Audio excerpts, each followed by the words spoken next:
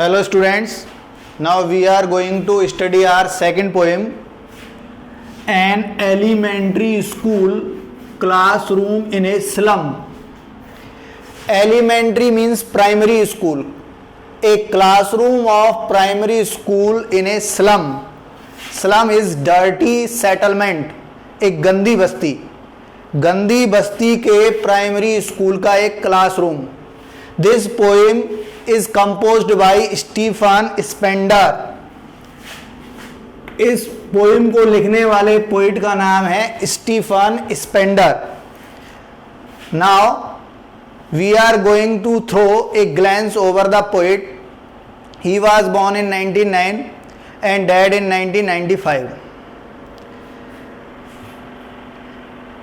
Stephen Spender was an English poet and essayist. बहुत ही famous English poet और essayist, ऐसे लिखने वाले या निबंधकार रहे हैं. He left his University College of Oxford without taking an degree. इनकी विचारधारा ही अलग थी. इन्होंने बिना कोई डिग्री लिए ऑक्सफोर्ड यूनिवर्सिटी के कॉलेज को छोड़ दिया एंड वेंट टू बर्लिन, जो कहाँ है, जर्मनी में, इन 1930. ही टुक कीन इंटरेस्ट इन पॉलिटिक्स. इन्होंने राजनीति में गहरी रुचि ली और declared himself as socialist and pacifist. और अपने आप को इन्होंने घोषित कर दिया कि वे समाजवादी हैं और शांति दूत हैं. वे उन्होंने पूरी दुनिया का भ्रमण किया और उन्होंने बहुत सारी क्रिएशंस लिखी. उनकी इंपॉर्टेंट बुक्स अगर हम देखें तो वह है पोएम्स ऑफ डेडिकेशन. उसमें बहुत सारी पोएम्स है, कलेक्शन है पोएम्स ऑफ डेडिकेशन. उनकी एक फेमस बुक और है द एज ऑफ बीइंग, जीवन का किनारा. और उन्होंने लिखा है द क्रिएटिव एलिमेंट्स, सकारात्मक तत्व.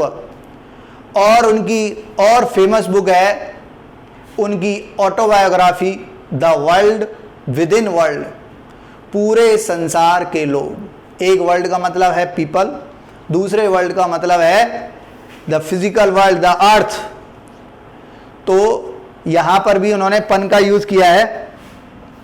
अब ये स्टीफन स्पेंडर जगह जगह पर इन्होंने भ्रमण किया और बहुत सारे लोगों को, जो उनमें डिस्क्रिमिनेशन है, किसी में धर्म के आधार पर, लैंग्वेज के आधार पर, उन्होंने बहुत सारी स्टडी की. और एक बार जब ये स्लम में गए तो उन्होंने उस स्लम में पढ़ने वाले बच्चों के ऊपर ये पोएम लिखी है.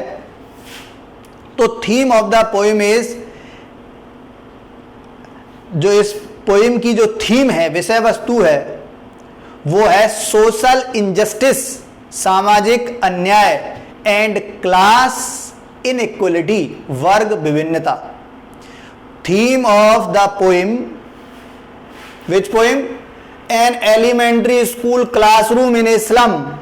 इस पोएम की थीम है social injustice and class inequality, सामाजिक अन्याय और वर्ग विभिन्नता. देखो किस तरीके से लिखते हैं कि जो एलिमेंट्री स्कूल जो कि स्लम में है, एक गंदी बस्ती में, डर्टी सेटलमेंट में है, वहां के क्लासरूम में बैठे हुए स्टूडेंट की क्या हालत है. कहते हैं far far, very far from the gusty, gusty means powerful, waves, यानी जीवन की प्रबल धाराओं से बहुत दूर. अब क्वेश्चन है what are gusty waves of life. बेटा, gusty waves of life of the modern world is progress, knowledge, prosperity और लाइट. जो प्रबल धारा है जीवन की, वो क्या है, सिविलाइजेशन, सभ्यता, knowledge, progress, light, beauty of nature. ये है गस्टी वेव्स ऑफ लाइफ. ध्यान रखना है, गस्टी वेव्स ऑफ लाइफ क्या है, सारी दुनिया की, जिन पर दुनिया डिपेंड है, आपको बताया, civilisation, knowledge, progress, beauty of the nature it is the gusty waves of life. तो जीवन की प्रबल धाराओं से बहुत दूर, नॉलेज से, प्रोग्रेस से, सिविलाइजेशन से बहुत दूर, these children who are studying in the classroom of elementary school that is situated in a dirty settlement, गंदी बस्ती में स्थित एक प्राइमरी स्कूल की क्लासरूम में बैठे हुए ये बच्चे, faces like rootless weeds, the hair torn round their pallor means they are, अब बेटा समझो इसको, पार्लर बताया, their faces are pale yellowish, उन बच्चों के चेहरे पीले हैं, because they are under nourishment, क्योंकि उन्हें अच्छी तरीके से पोषण नहीं दिया जा रहा है, तो बच्चों के चेहरे पीले पड़े हुए हैं, और hair torn round their pallor, उनके चेहरे की पीली चमड़ी के ऊपर बाल ऐसे बिखरे हुए हैं,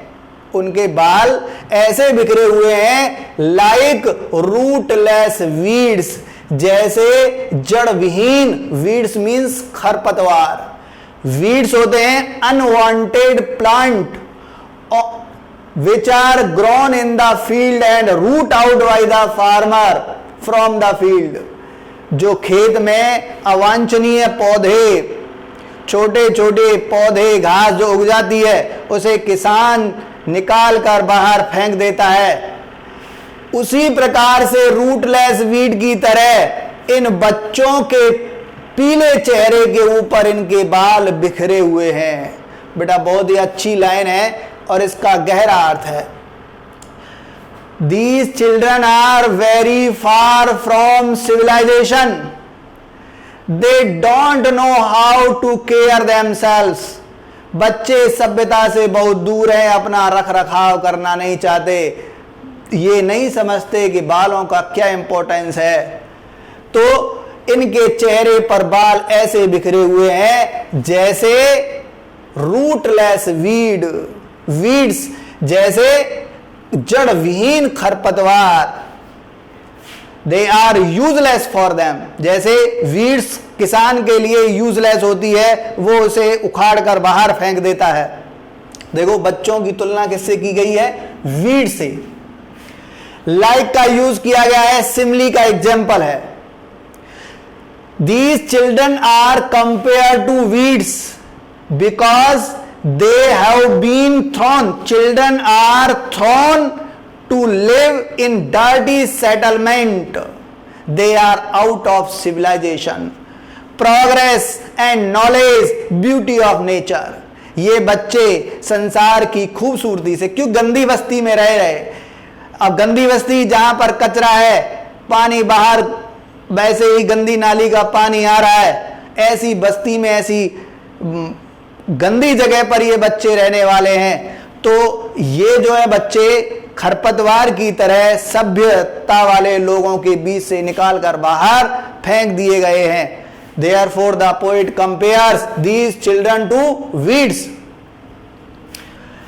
The tall girl. Now the poet throws a glance over the children who are sitting in the class. Class में बैठे हुए बच्चों पर एक नजर डालते हैं स्टीफन स्पेंडर, और क्या कहते हैं? Tall girl with her weighed down head. There is a tall girl in the class who is sitting in the class weighing down her head, sinking down her head. एक class में ऊंचे कद की, लंबे कद की लड़की बैठी हुई है और अपना सिर झुकाए हुए है। बच्ची के अंदर सेल्फ कॉन्फिडेंस नहीं है। बच्ची क्यों सिर झुकाए हुए बैठी है? In the less of self confidence. या फिर आइदर शी इज सिक, या तो वो बीमार है, फ्रस्ट्रेटेड है, कुंठित है, एंड डेस्पेयर्ड, निराश है। बच्ची अपना सिर झुकाए हुए बैठी है क्लास में। How can she take interest in study when she is ill और फ्रस्ट्रेटेड डेस्पेयर्ड, या तो वो लड़की निराश है, कुंठित है, बीमार है, सिर झुकाए हुए बैठी है। ऐसे बच्चे जब बैठे हुए हैं क्लास में तो वो पढ़ाई में इंटरेस्ट कैसे लेंगे? वो दुख प्रकट कर रहे हैं कि यहां पर जो गंदी बस्ती में रहने वाले बच्चे हैं, नॉलेज से बहुत दूर हैं, सिविलाइजेशन से बहुत दूर हैं, बीमार हैं। और देखो और बच्चा बैठा हुआ है, the paper seeming boy, there is also a boy who is very thin. Paper seeming, paper जैसा, यानी कि एग्जैगरेशन का यूज किया गया है, अतिशयोक्ति का। It is the example of hyperbole, एक अलंकार होता है हाइपरबोल, फिगर ऑफ स्पीच, जिसमें एग्जैगरेशन का यूज किया जाता है, अतिशयोक्ति का।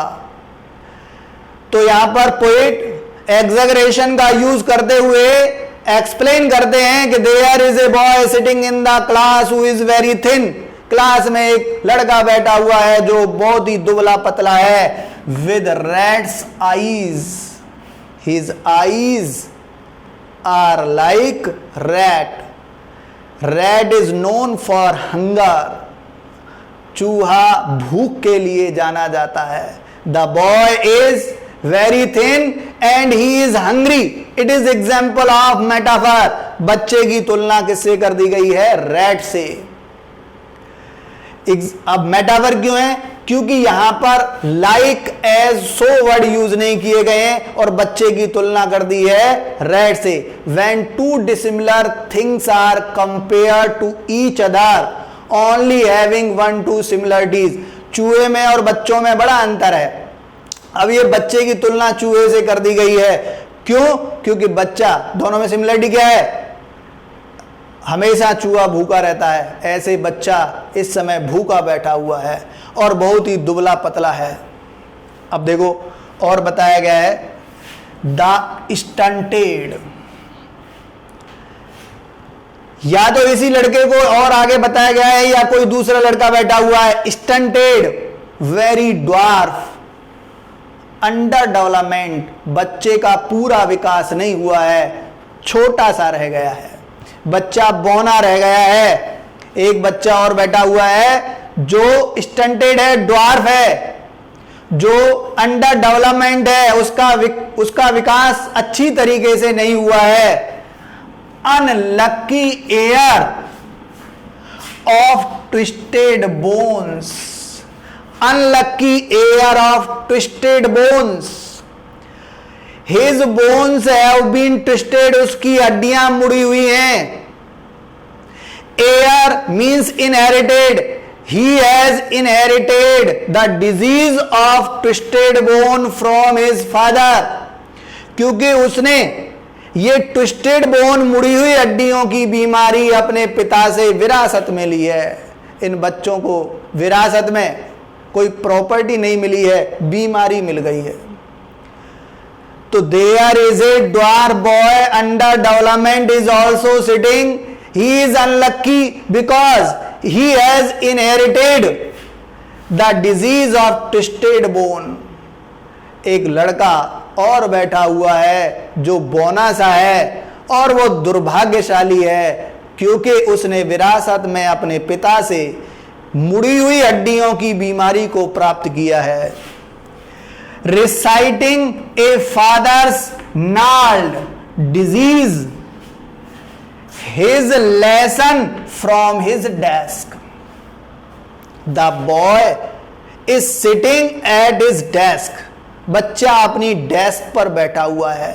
From his desk he is reciting his lesson taught by the teacher, जो टीचर ने उसे लेसन पढ़ाया है बच्चा उसे दोहरा रहा है। लेकिन इट सीम्स, लेकिन ऐसा लगता है बच्चे को देखकर, दुबला पतला है, ट्विस्टेड बोन है, बौना सा है। जब वो खड़ा हुआ अपने लेसन को सुना रहा है तो ऐसा लगता है कि he is repeating the arthritis disease, गठियाबाई के रोग को दोहरा रहा है, अपने पिता के गठियाबाई रोग को दोहरा रहा है। एक अर्थराइटिस बीमारी होती है जॉइंट पेन की, मसल्स और जॉइंट पेन की बीमारी होती है अर्थराइटिस, जिसे यहां पोएट ने कहा है नाल डिजीज। जी साइलेंट रहता है gnarled disease. Gnarled disease means arthritis disease that he has inherited from his father, जो उसने अपने पिता से विरासत में ली है। हालांकि बच्चा अपनी डेस्क पर बैठा हुआ है और अपनी डेस्क से टीचर के द्वारा जो लेसन पढ़ाया गया है उसे दोहरा रहा है, लेकिन बच्चे को देखकर ऐसा नहीं लगता है कि लेसन को दोहरा रहा है, ऐसा लगता है कि वह अपने पिता से विरासत में प्राप्त बीमारी को दोहरा रहा है। At the back of the dim class, there is a darkness in the class. Class is full of darkness. Class में अंधेरा है। There is no light in the class, class में लाइट नहीं है। अब बच्चों को क्या दिखाई देगा, क्या इंटरेस्ट लेंगे बच्चे पढ़ाई में?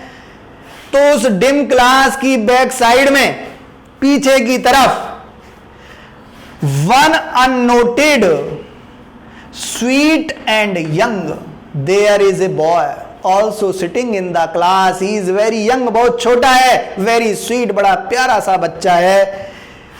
No one has noted on him, किसी ने उस पर कोई ध्यान नहीं दिया है। बिना किसी के ध्यान के एक छोटा सा बच्चा अंधेरी क्लास के पीछे के पोर्शन में, पीछे के भाग में बैठा हुआ है। टीचर का उस पर कोई ध्यान नहीं है।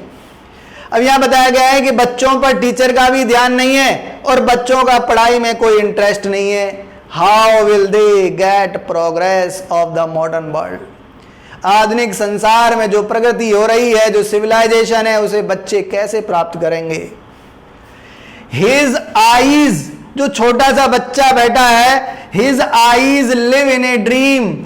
The child, the small baby is full of dream. बच्चा स्वप्न से भरा हुआ है। अब बच्चा स्वप्न से भरा हुआ है। He has a habit to dream, उसको स्वप्न देखने की आदत है। अब यहां पॉइंट ये बता रहे हैं, जो स्वप्न देखते हैं, he might be a great philosopher और ए थिंकर, वे महान चिंतक या दार्शनिक भी बन सकते हैं। कब? when they are brought up carefully and given good nourishment, good education, जब उनकी प्यार से अच्छी तरीके से देखभाल हो, उन्हें अच्छा पोषण प्राप्त हो, उन्हें अच्छी शिक्षा प्राप्त हो। लेकिन यहां तो बच्चे पर कोई ध्यान नहीं है।